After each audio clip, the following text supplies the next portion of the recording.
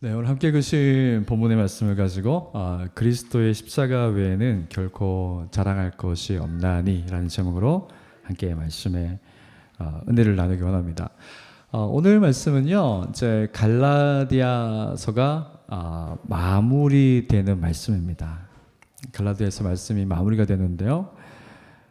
이 갈라디아서의 말씀을요, 이제 한마디로 요약하면은 어떻게 요약할 수 있냐면은 복음은 하나밖에 없다.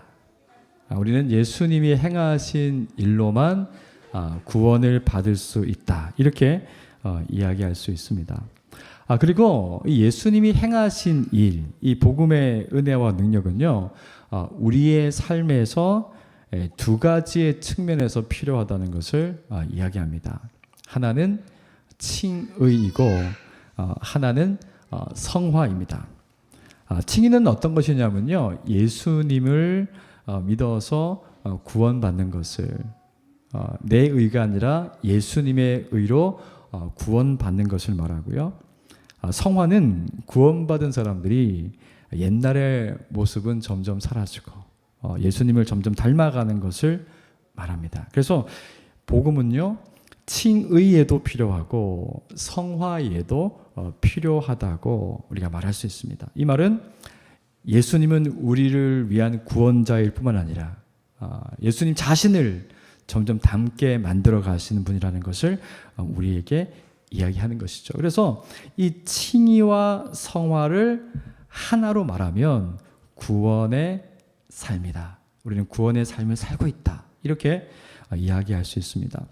특히 바울은요, 갈라디아서를 마무리하면서 이 구원의 삶, 구원받고 예수님을 점점 닮아가는 이 구원의 삶은 예수님을 믿는 믿음의 사람들이 모인 교회 공동체 안에서, 가정 안에서, 함께 예수님을 믿는 사람들 안에서 경험할 수 있다고 말합니다. 그래서 저는 오늘 말씀의 제목을 가지고요, 세 가지를 생각해 보려고 하는데요. 첫 번째는 짐을 내려놓는 은혜. 두 번째는 우리에게 새겨진 예수님의 흔적이 있는지. 마지막으로 왜 우리가 십자가만을 자랑할 수밖에 없는지 말씀을 나누고 우리가 이 갈라디아서 말씀을 마무리하려고 합니다. 첫 번째로 짐을 내려놓는 은혜를 생각해 보겠습니다. 1절부터 5절까지의 말씀 보면요, 성경은 2절에서는 너희가 짐을 서로 지라 이렇게 얘기합니다. 그리고 5절에서는요, 각각 자기의 짐을 지라.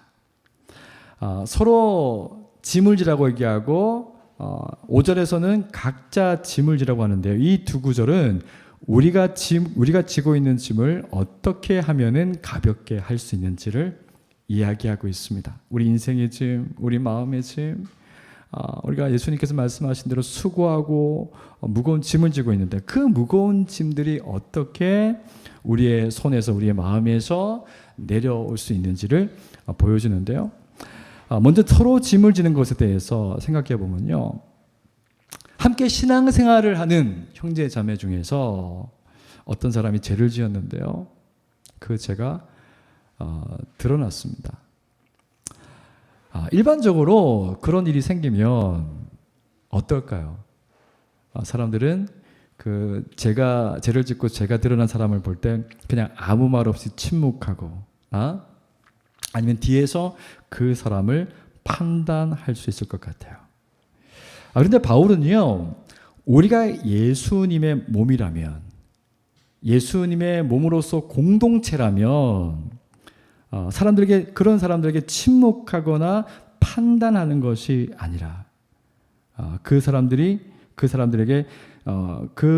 죄의 덫에 걸려 있으니까요, 빠져나오지 못하고 있으니까 온유한 심령으로 바로 잡아주라고 말합니다. 침묵도 아니고 판단도 아니고 바로 잡아주라고 이야기합니다.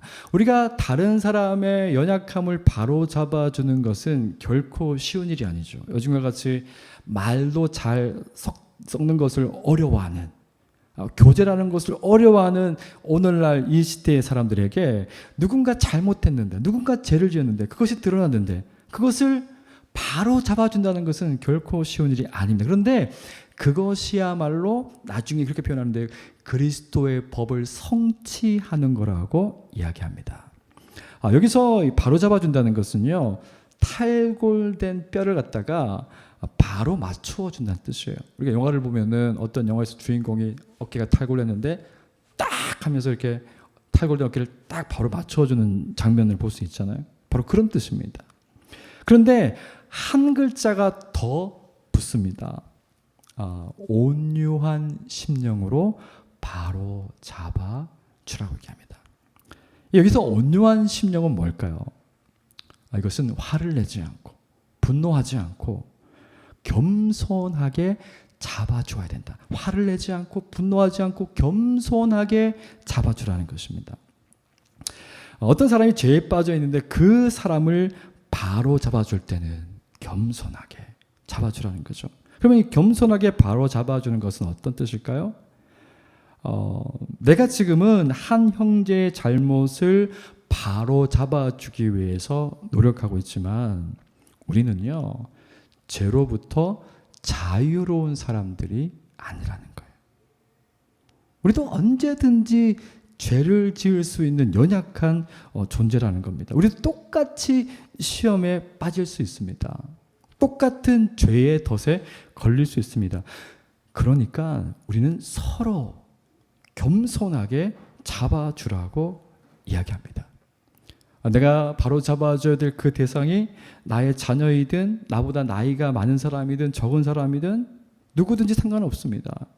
그 사람의 잘못을, 죄를 바로 잡아주기 위해서는, 올바르게 바로 잡아주기 위해서는요, 겸손하게 바로 잡아주라는 것이죠. 그렇게 공동체가 서로의 연약함을 겸손하게 바로 잡아주는 것을요, 성경은 그리스도의 법을 성취하는 것이다. 이것이 예수님을 따르는 방식이다. 교회가 따라가야 될 진정한 모습이라고 이야기합니다. 그러면서 성경은요, 이러한 모습을 갖다가 짐을 서로 지는 것이다 이렇게 표현합니다. 여기서 말하는 짐은요, 어떤 것이냐면 먼 거리를 옮겨야 하는 무거운 짐을 말합니다. 왜 바울은 짐을 서로 지는 것이 공동체의 모습이라고 할까요?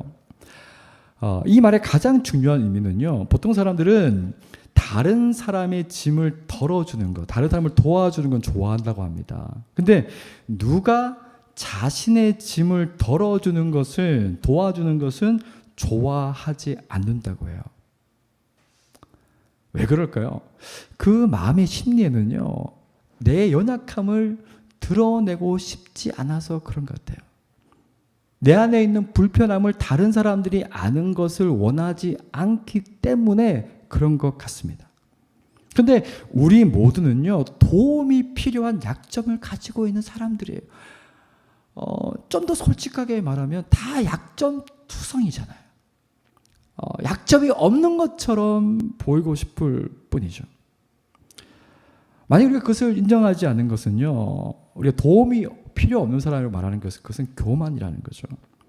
도움이 필요할 때는 도와달라고 말도 하고, 도움을 주려는 사람이 있으면요, 거절하지 않고 겸손하게 받아들이는 것도 필요합니다.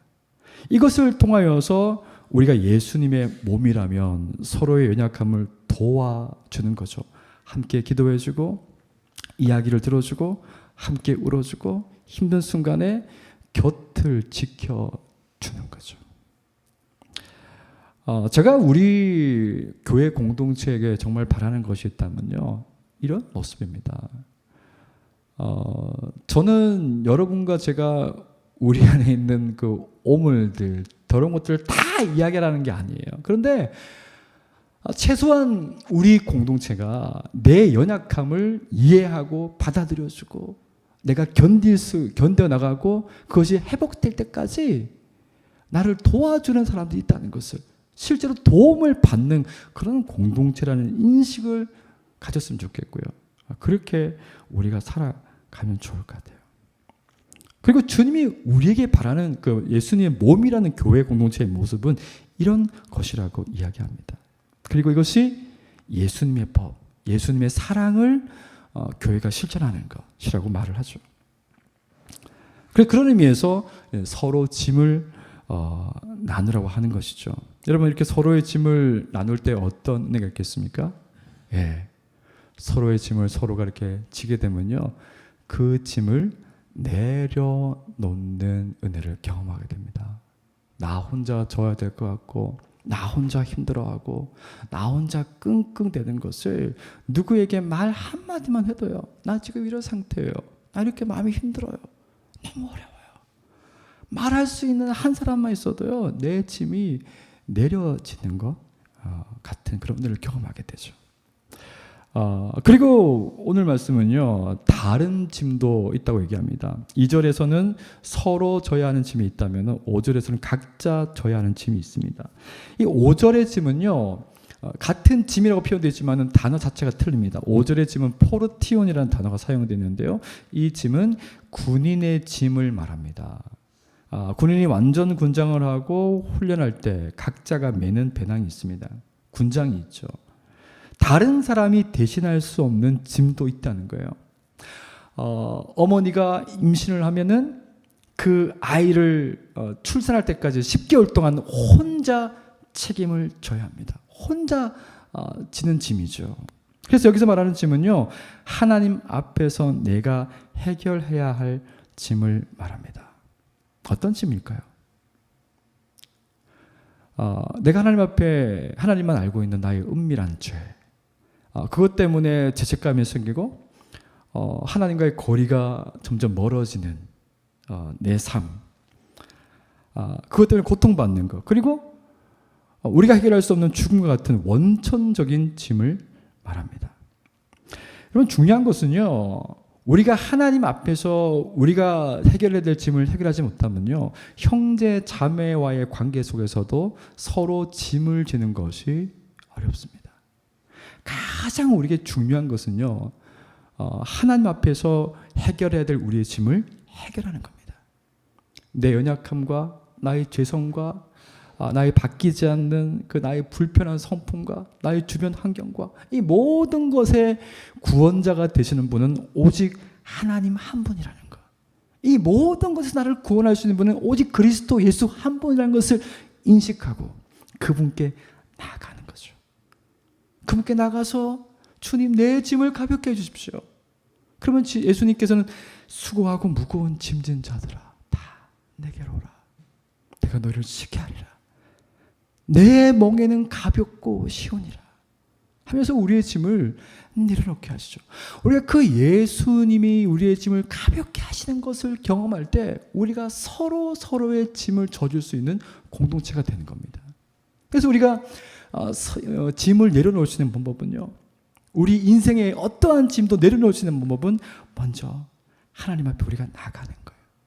그리고 그 받은 은혜가 공동체 안에서 나누어지는 것이죠. 여러분, 이런 은혜가 저는 우리 공동체 가운데 정말로 있기를 원합니다. 사람이 많고 적으면 중요하지 않아요. 우리가 그런 사랑을 하는 게 중요합니다. 그런 서로의 짐을 나누어지는 게 중요합니다. 여러분이 저를 혹시 아직 믿기 어렵다면 여러분이 말해도 괜찮을 것 같은 연약함부터 나누시면 좋을 것 같아요. 저도 그렇게 할게요. 제가 여러분의 도움이 필요하면 도와달라고 이야기했습니다. 그래서 여러분도 저한테 도움이 필요하시면 도와달라고 이야기하세요. 그래서 각자 서로가 짐을 나누어지는 은혜가 있기를 바랍니다. 이제 두 번째로 우리에게 새겨진 예수님의 흔적에 대해서 생각해 보겠습니다. 이 흔적이라는 단어는요, 스티그마타라는 단어가 사용되었어요. 우리가 스티커 그러잖아요. 이렇게 스티커를 붙인다고 되어 있는데 낙인을 찍는다는 뜻입니다. 바울은 자신의 몸에 낙인이 찍혀 있다고 말합니다. 그렇다면 실제로 이 흔적은 어떤 것을 말할까요? 고린도 후서 11장 22절에서 27절의 말씀 보면요, 바울이 받은 고난에 대해서 이야기합니다. 대부분의 학자들은 이 흔적을, 이 낙인을 사도 바울이 박해받을 때 생긴 상처, 흔적이라고 동의합니다. 이 고린도후서에서 사도 바울이 나는 이런 예수의 흔적을 가졌다고 얘기하는데요, 몇 가지만 소개하면 사도 바울은 예수님을 믿고 그 사랑하는 예수님을 그 구원자를 전하는 일 때문에요. 39번 맞는 매를 5번이나 맞았다고 이야기합니다. 그리고 3번 매질을 당했다고 얘기하는데요. 이 매질은 그냥 단순한 매질이 아니라 그 단어를 보게 되면은 채찍의 끝에 납을 달아가지고 때리는 거예요. 실제로 이 매질을 맞는 사람들은요, 실신하거나 죽는 경우가 많았다고 합니다. 그 매질을 3번 맞았다고 합니다. 그리고 한 번은 돌에 맞았어요. 돌에 맞아가지고 죽은 걸로 알고 사람들이 그냥 갔죠. 근데 그 돌무더기 속에서 다시 일어나서 사역하는 내용을 볼 수가 있죠. 그러니까 사도 바울의 몸에 얼마나 흉터가 많겠습니까? 옷을 벗겨놓으면요, 어떻게 보면 온몸에 상처가 있을 것 같아요. 저는 얼마 전에 축구 경기에 초청받아서 축구도 잘 못하는데 갔다가 슬라이딩을 잘못해가지고 무릎이 까졌어요. 이런 상처가 아니라 어마어마한 몸의 상처를, 예수님 때문에 받은 어마어마한 상처가 있다는 거죠. 그런데 바울은 왜 맞았습니까? 왜 흉터가 있습니까? 예수님을 전한다는 이유 때문이었죠. 왜 예수님을 전한다는 이유 때문에 맞았습니까? 여러분, 우리가 예수를 믿는다는 것은요, 상대적으로 이 세상과 적을 지고 있다는 의미가 될 수 있어요. 그때 당시의 내용을 생각하면요, 율법주의자들은, 내가 율법을 지켜서 구원을 얻을 수 있다고 생각하는 사람들은요, 하나님을 믿는 사람들은 몸에 흔적이 있어야 된다고 했어요. 그리고 그것이 할례라고 주장했습니다. 하지만 사도 바울은 그 흔적이 아니라 우리에게는 그리스도의 흔적이 있어야 한다고 말합니다. 그리스도의 흔적은 언제 생길까요? 예수님이 나를 위해서 십자가에 못 박혔다는 것을 믿는 사람은요, 예수님과 영적으로 연합된다고 성경이 말합니다.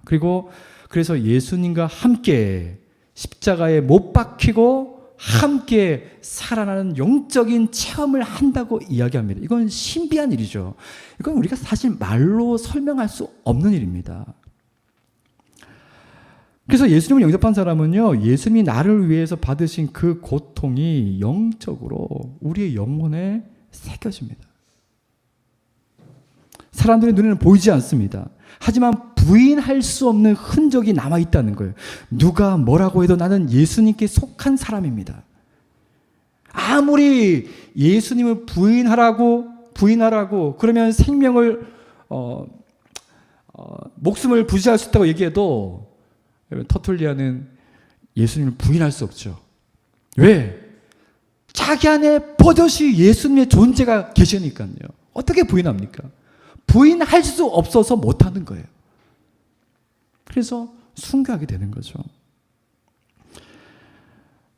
여러분, 이렇게 말하는 거죠. 나는 예수님께 속한 사람입니다. 그건 누가 증명해 주는 게 아니고 하나님과 내가 아는 겁니다. 이런 사람은 예수님을 위해서 기꺼이 고난을 받습니다. 예수님 때문에 상처가 납니다. 그 상처는 매를 맞고 흉터가 남을 수도 있지만 배고픔을 경험하기도 하고 사람들의 멸시 때문에 마음에 상처가 생기기도 합니다. 예수님 때문에 꾹 참았으니까 하나님이 다 회복시켜 주시겠지? 아닙니다. 예수님 때문에 마음의 상처를 받으면요, 그 상처도 남아있어요. 몸의 상처가 흉터로 남는 것처럼 마음의 상처도 흉터로 남깁니다. 그래서 예수님 때문에 고난받는 사람은 이런저런 흔적이 남아있습니다. 그런데 여러분, 이 시대에 이런 바울처럼 헌신할 수 있는 사람들, 예수의 흔적을 가진 사람들이 얼마나 있을까요? 바울이 몸과 마음의 낙인처럼 예수의 흔적을 가지고 있었던 이유는 어떻게 가능할까요? 그것은 예수님이 자신을 위해서 어떤 일을 하셨는지를 알 때 예수님의 흔적을 가질 수가 있어요. 예수님이 십자가에 못 박혀 죽으셨을 때 제자들은 두려움에 떨면서 함께 모여 있었습니다. 그런데 주님이 그 그 제자리 있는 곳에 부활하신 몸으로 나타나셨습니다. 근데 거기에 도마가 없었어요. 며칠이 지난 후에 다른 제자들이 부활하신 예수님을 만났다고 하니까 도마가 예수님의 몸에 난 상처를 확인하지 않으면 나는 믿을 수 없다고 말합니다. 그런 도마에게 예수님이 나타나셔서 손과 발 그리고 허리에 난 상처를 보여주십니다. 예수님은 제자들에게 배신당했죠. 철저하게 배신당했죠. 그 마음의 상처도 예수님이 있었습니다. 예수님이 그 상처들을 보여줬을 때 도마를 포함한 제자들은 무엇을 느꼈을까요? 주님이 나를 얼마나 사랑하시는가를 알았습니다. 예수님이 부활하셔서 온전한 몸으로 계셨지만 그 몸에는 하나님의 사람들을 얼마나 사랑했는가를 보여주는 영구적인 흔적이 남았어요. 우리 나중에 예수님이 우리가 이 땅에서 예수님 오시기 전에 우리가 죽으면 하나님의 품에 안긴다 그러는데요. 우리가 그때 만약에 예수님을 보게 되면은 예수님을 어떻게 알 수 있을까요? 손과 발에 허리에 창자국과 못자국 난 그분을 보면 그분이 예수님이라는 걸 알 수 있다는 거죠. 만왕의 왕이신 그 주님께서 재림하여 오실 때 그 상처난 몸을 그대로 가지고 오신다는 거예요. 왜? 그 흔적은 영원히 우리를 사랑하시는 하나님의 사랑의 표시이기 때문입니다. 우리는 그 흔적을 보면서 영원히 주님을 사랑하고 헌신할 수가 있는 것이죠. 바울은 그 예수님의 사랑 때문에 자신도 그리스도의 흔적을 가지게 되었다고 말하는 거죠. 그 흔적을 자랑하는 것이 아니라 그 복음이 얼마나 놀라우면 그 주님의 사랑이 얼마나 큰 것이면 내가 예수님의 흔적을 가지고 있다. 그것을 자랑으로 말하는 게 아니에요. 나는 예수님이 얼마나 좋은 분인지 알기 때문에 그분 때문에 상처받고 흉터 남는 게 두렵지 않다고 말하는 것이죠. 예수를 믿는 우리는 어떤 흔적을 가지고 있습니까? 예수님의 사랑을 알고 경험한 사람은 예수의 흔적이 생긴다는 것인데 우리는 어떤 예수님의 흔적을 가지고 있습니까? 한번 생각해 볼 수 있는 문제죠. 마지막 세 번째는 우리가 자랑하는 십자가. 왜 십자가가 우리의 자랑이 되는가 하는 것입니다. 여러분, 이 시대의 사람들에게는요, 십자가가 긍정적인 감정을 줍니다. 그래서 십자가 목걸이도 하고, 십자가 긍정적인 의미에서 그 심볼, 상징이 되었습니다. 그런데 그 1세기에 살았던 사람들에게 바울이 십자가를 자랑한다고 말하는 것은 매우 큰 혐오였어요. 혐오. 매우 충격적인 일이었습니다. 이 시대의 사람들에게 십자가를 자랑한다고 말하면 어떻게 들을 수 있냐면요. 사형 전기 의자를 자랑하고 사형 가스실을 자랑하고 교수형을 자랑한다는 말과 똑같습니다. 그런 상황에서 바울은 그리스도의 십자가 외에는 자랑할 것이 없다고 선언했습니다. 왜 십자가를 자랑할까요? 왜 십자가를 자랑할까요? 십자가의 도가 유대인들에게는 거리끼는 것이고 이방인들에게는 미련한 것이라고 했습니다. 유대인들은 멋진 기적을 원했고 이방인은 논리적인 지혜를 원했습니다. 그런데 십자가는 논리적이지도 않고 멋지지도 않습니다. 유대인 율법주의자들은 십자가가 그들의 종교적 노력에도 불구하고 자신들의 죄성을 보여주기 때문에 아무리 노력해도 십자가를 바라보면은 자신의 죄성이 보이는 겁니다. 그래서 십자가를 거부했습니다. 내가 이렇게 열심히 살았는데 십자가만 자랑하라고 하면 내 노력과 내 공로가 다 없어지니까 그게 싫어서 십자가를 받아들이지 못했습니다. 그리고 십자가는 하나님의 거룩하심과 심판을 나타내기 때문에 이방의 자유주의자들은 십자가를 감당할 수 없었습니다. 내가 짓는 죄 때문에 하나님의 아들이 십자가에서 죽어야 된단 말입니까? 하나님은 죄에 대해서 이 정도로 엄격하십니까? 네. 하나님은 아들을 십자가에 달려 죽게 하실 정도로 죄에 대해서 엄격하십니다. 제가 아무것도 아니라고 말씀하신 게 아니에요. 하나님은 우리의 노력이 아무것도 아니기 때문에, 구원을 얻기 위한 우리의 노력이 아무것도 아니기 때문에 십자가의 예수님만을 유일한 의로 인정합니다. 그래서 하나님 앞에서 우리의 자랑할 것이 아무것도 없다고 얘기합니다. 그래서 자신이 어떤 상태인지를 모르는 사람들은요, 십자가가 걸림돌이에요. 내 인생의 걸림돌이에요. 십자가를 자랑할 수 없어요. 하지만 자신이 죽어야 할 죄인이라는 것을 아는 사람은요, 십자가밖에 없다고 말합니다. 예수님 마지막 그 성찬 때 이제 제자들의 발을 씻겨 주십니다. 베드로의 차례가 되었을 때 처음에 베드로는 예수님이 어떻게 제 발을 씻을 수 있냐고 하면서 거절하죠. 그러자 주님은 내가 너를 씻기지 않으면 너는 나와 상관이 없다, 이렇게 얘기하세요. 그렇게 하자 예수님께 씻어달라고 얘기하죠. 예수님은 왜 제자들의 발을 씻기는 섬김을 행하셨습니까? 예수님이 십자가에서 우리의 죄를 씻지 않으시면 우리는 하나님께 받아들여질 수 없기 때문입니다.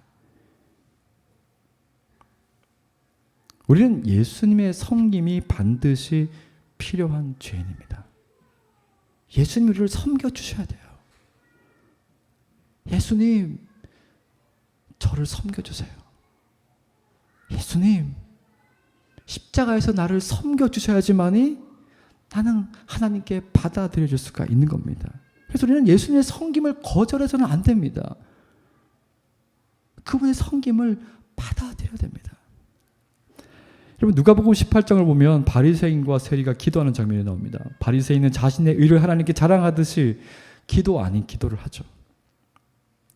하지만 세리는 성전 밖에서 울면서 기도합니다. 하나님이여, 불쌍히 여기옵소서, 나는 죄인입니다. 우리 성경에서는요, 불쌍히 여기소서라는 여기소서라고 번역이 되어 있지만 헬라어 원문에 보게 되면요, 이 단어가 어떤 단어가 쓰여졌냐면은 속량이라는 단어가 사용되었어요. 이것은 죄인에게 필요한 것은 동정이 아니라 죄인에게 필요한 것은 속량 제물인 거예요. 죄인에게 필요한 것은요, 동정이 아니라 속량, 나 대신 죽어줄 수 있는 희생 제물이 필요한 겁니다. 하나님과 다시 화목해질 수 있는 화목 제물이 필요한 것입니다. 그래서 세리는 이렇게 기도합니다. 예수님 말씀하시죠. 하나님, 죄인인 나를 위해서 화목 제물이 필요합니다. 이 비유를 말씀하신 예수님은요, 대속죄의 날에 사용하는 속량이라는 단어를 의도적으로 사용하셨어요. 죄인이 자신의 의를 하나님 앞에서 자랑한다고 구원받을 수 없습니다. 죄인이 자신의 의를, 어떤 의를 가지고도 구원받을 수 없죠. 죄인이 구원받으려면요, 누군가가 나를 대신해서 죽어야 합니다. 나를 속량해줘야 됩니다. 죄인에게 필요한 것은 자신을 대신해서 죽어줄 희생 제물입니다. 그런데 예수님은 자신이 그 희생 제물로 이 세상에 오셨다고 말씀합니다. 그리고 십자가에서 희생 제물로 죽으셨습니다. 그래서 우리는 예수님이 아닌 다른 것을 자랑할 수가 없습니다. 다른 걸 자랑할 게 없어요. 그 어떤 것도 없어요. 그렇다면 십자가만 자랑한다는 게 뭘까요? 십자가를 인정하는 거, 그건 자랑하는 게 아닙니다. 십자가 노래하는 거, 그것도 자랑하는 거 아닙니다. 십자가 정신을 수용하는 거, 그것도 십자가를 자랑하는 거 아닙니다. 여러분, 십자가를 자랑한다는 것은 십자가 없이는 나는 존재할 수 없다고 말하는 것이 십자가를 자랑하는 거예요. 십자가 없이는 은혜가 없다고 고백하는 것이 십자가를 자랑하는 겁니다. 그래서 유명한 종교개혁자인 마틴 루터는요, 십자가 없이는 성경의 한 구절도 이해할 수 없다고 했어요. 십자가 없이는 예수님에 대해서 말할 수 없습니다. 십자가가 없으면 예수님은 탁월한 도덕 선생님쯤 되는 거예요. 여러분, 십자가에 못 박히신 예수님의 복음은 우리의 모든 공로를 벗기고 우리가 완전한 절망에 빠져 있다는 걸 보여주시죠. 그리고 그 예수님을 다시 바라보면서 그 십자가의 주님을 의지할 때 우리가 살 수 있다는 것을 보여줍니다. 그래서 십자가를 자랑한다는 것은요, 종교적인 의와 나의 정치적인 색깔과 사회적인 이슈가 십자가 안으로 다 흡수됩니다. 얘기하다가도 예수의 십자가 하면은 침묵하는 거예요. 막 싸우다가도 예수의 십자가, 예수의 보혈하면 잠잠해져야 되는 거예요. 그게 십자가를 자랑하는 겁니다. 모든 것들이 십자가 안으로 들어가는 겁니다. 십자가 안에서 해결되는 겁니다. 예수님이 왜 십자가에 달리셨는지를 깊이 묵상하고 바라볼 때 모든 것이 십자가로 해결됩니다. 여러분, 사도 바울이 세상을 거부하고 세상이 그를 거부한다고 이야기하는 이유는요, 십자가에 달리신 예수님을 강조하기 위해서입니다. 이 세상에 모든 것이 필요 없다는 것이 아니라 십자가 안에 모든 것이 들어가 있기 때문에 그리스도의 십자가의 사랑과 그분을 높이라는 것입니다.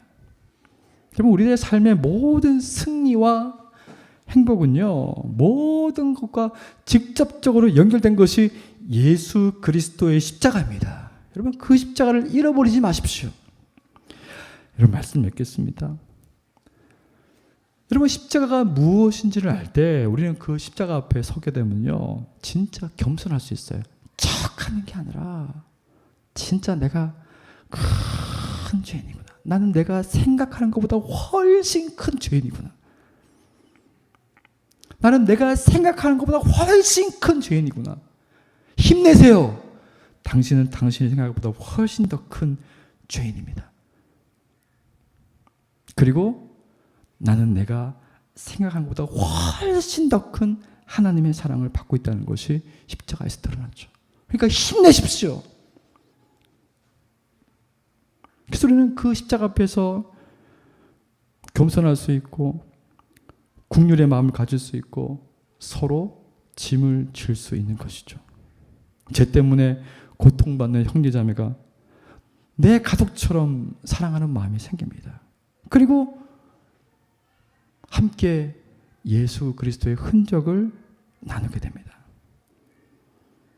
여러분, 사도 바울은 이렇게 갈라디아서의 마지막을 끝내고 있습니다. 내가 큰 글씨로 씁니다. 이것을 놓치지 마십시오. 한 가지를 강조합니다. 우리의 자랑이 십자가가 되었으면 좋겠습니다. 오늘 시간 한번 기도하겠습니다. 시간 기도할 때 무엇을 기도해야 될지 여러분 잠깐 생각하신 다음에 기도하셨으면 좋겠어요. 그냥 막 기도.